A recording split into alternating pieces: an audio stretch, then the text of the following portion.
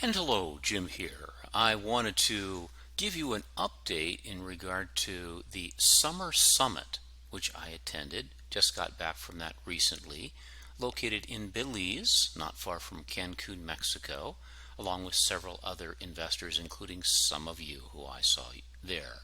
So, flight from Houston to Belize City, then a little puddle jumper as we see here, taking us to Ambergris Caye, and then finally getting to the summit. Now, there were a number of amazing speakers at the summit, but one of those that I found to be especially interesting and I wanted to share with you was Doug Duncan, who's the chief economist at Fannie Mae.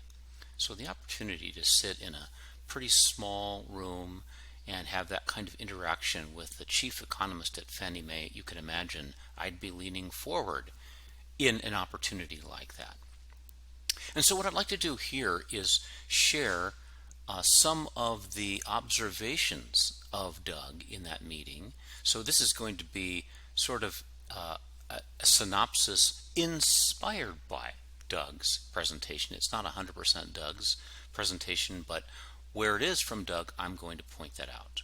Okay, so the first thing that sets up the context for this discussion, of course, is COVID. COVID generated a recession. The recession, as you can see there in the red line, was certainly the most dramatic recession since World War II by far. And yet the recovery trajectory is also one of the more dramatic, is it not? And especially as you compare it to the 2007 recession recovery. And this is what we're measuring here is percent of job losses relative to the peak employment month. So how far are we back now? So, okay, well, these are all of the spaghetti of all the other recessions, and this really bad one in 2007 and this dramatic one that hit us, and then we're bouncing back. So Doug is saying that based upon what he's seeing, that we're not going to see a true return all the way to the pre-COVID employment levels for some time. And in fact, as he states here, we're about 15% below where we were before. In addition, there are some other transitory effects. Airlines are still down 20% from where they were. Imagine trying to make a profit as an airline being 20% down. Small businesses still having trouble.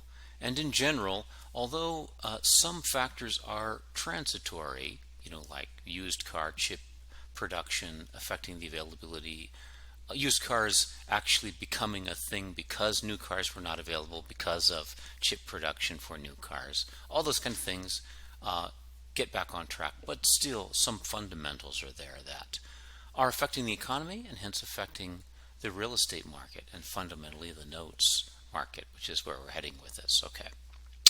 So along with that, we see some underlying trends in the market.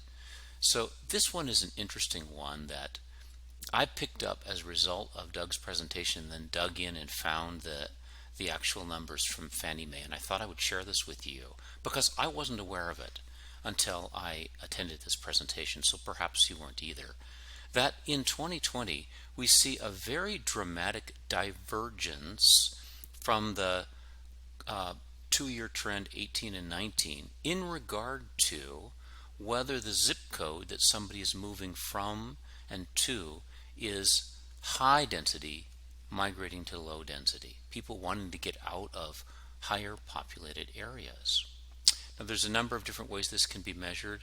If you go to the Fannie Mae site, you can see some other kinds of metrics that are similar to this, but this tells the story. And then here you can see it as relates to first-time home buyers by type of density move. So you can see this bias towards moving from high-density zip codes to buy a home in a low-density zip code, moving to the suburbs basically. And then the next one down is staying in a high-density zip code and buying a house there, and then usually probably for work-related reasons, moving from a low-density area where one lived to buy in a high-density area. But you can see that spike accelerating the trend and the difference. Okay.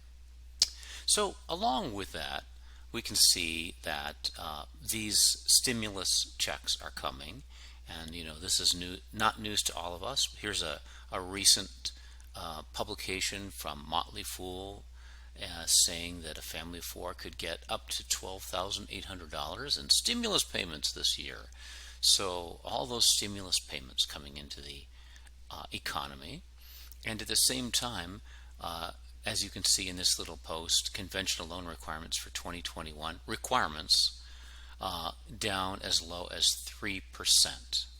So putting that together, Doug makes the somewhat humorous observation that if someone had saved, and he was talking about 11,004 at that point, it's even higher now. If someone had saved all of the stimulus payments, which in his recap were 11,004, they could, at 3%, have put a down payment on a $380,000 home. Ha ha.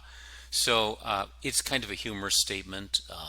I think that the percentage of people that actually would play out in that way would be some kind of rounding error from 0.0%.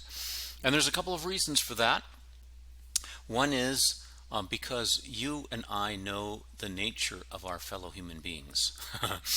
How many of them are saving $11,400 for a down payment on a $380,000 home? Yeah, right. But there's some other things going on as well. The down payments, in fact, are way up right now, and I don't know how many of you are aware of this, but this is data from Ellie Mae. It's a software company that processes a very significant portion of all residential mortgage applications, and they're finding that the average loan to value on conventional mortgages today is 81%. Expressed another way, the average down payment right now is up to about 19%, not 3%. In fact, I bet many of you will be shocked or amazed that that is actually the reality out there in the market today. And that goes hand in hand with the lack of mortgage availability, which is really a constraint in today's market. So, you can see here the Mortgage Bankers Association comparing. They have this index, and this index measures the availability of mortgages, of credit availability against a standard. And where that standard was when COVID hit, dropped, improved, but still down 35% versus pre-COVID levels.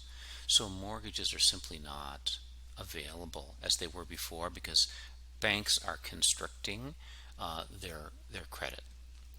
Okay, now this I put back Doug's photo on this because this is actually a screenshot of the handout of his presentation, and I cannot find this online.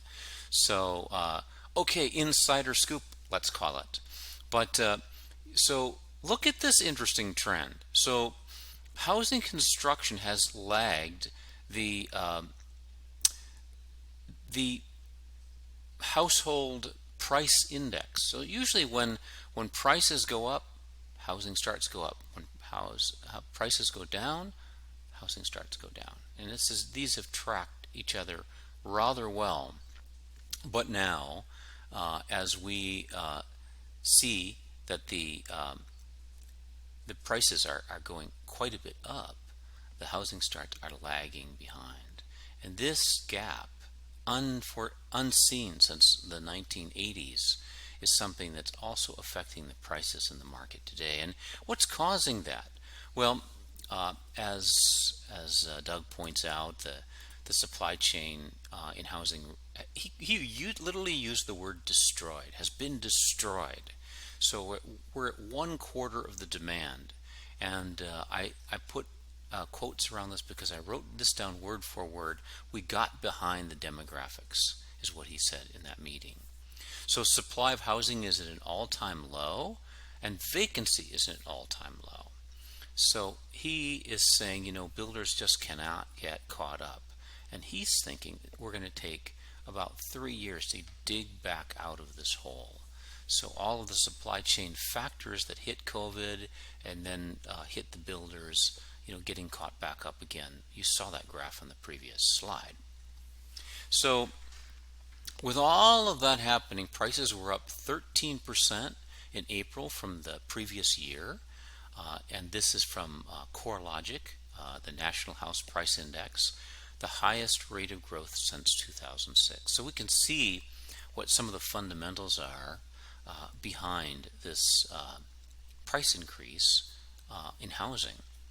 And so, we're seeing these press releases coming out, inflation risk taking center stage. Well, definitely it's taking center stage with all of this money that's being pumped into the economy. And then housing related components predicted to become a key inflation driver. And this is something that Doug is seeing as well. So he says that his own, Fannie Mae, they released this HPSI, the House Purchase Sentiment Index, showed the biggest increase ever in share of respondents saying it's a bad time to buy. And when you decompose why they think it's a bad time to buy, so here's all the people saying bad time to buy. Here are the people saying bad time to buy because there's too few homes on the market.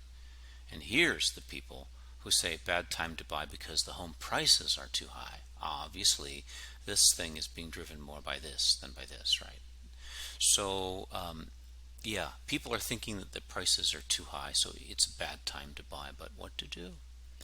So there's still this gap in the marketplace. There's still a lack of inventory. And, when people are thinking about their alternative, that alternative is rent. But the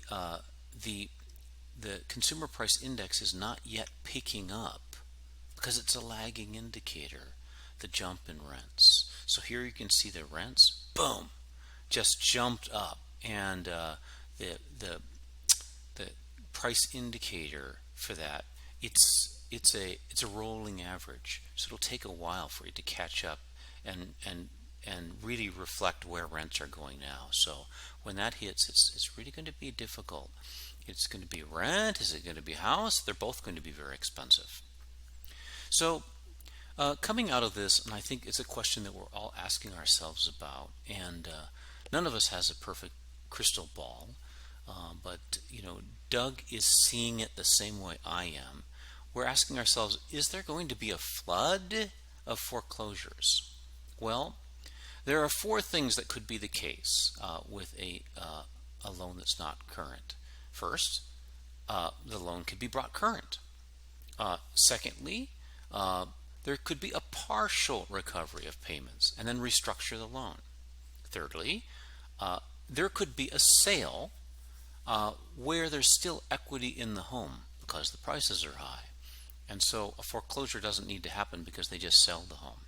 And fourthly, there could be an actual foreclosure. But that, according to Doug, seems like it's likely to be a minimal part of the market. I also see that in the same way. I think that this, and we'll get together again for another video soon to talk about this category 3, foreclosure-driven sales with equity. In other words, it's not a foreclosure. The house is being sold because the person needs to get out from underneath that note, but there is equity, and that is a very interesting opportunity for those of us investing in notes. More to follow on that later. Okay, well, I just thought that was interesting. There was a lot of nuggets in that presentation. You can imagine I just culled out some of the things that I thought were the most interesting. But for now, I'd like to move ahead to saying that, well, tomorrow is the 4th of July, and so I'd like to wish all of you a very pleasant holiday. Enjoy a lot, but remember that he who drinks a fifth on the 4th will not go forth on the 5th. Okay. Anyway, I'll keep you updated, and we'll talk to you later. Bye for now.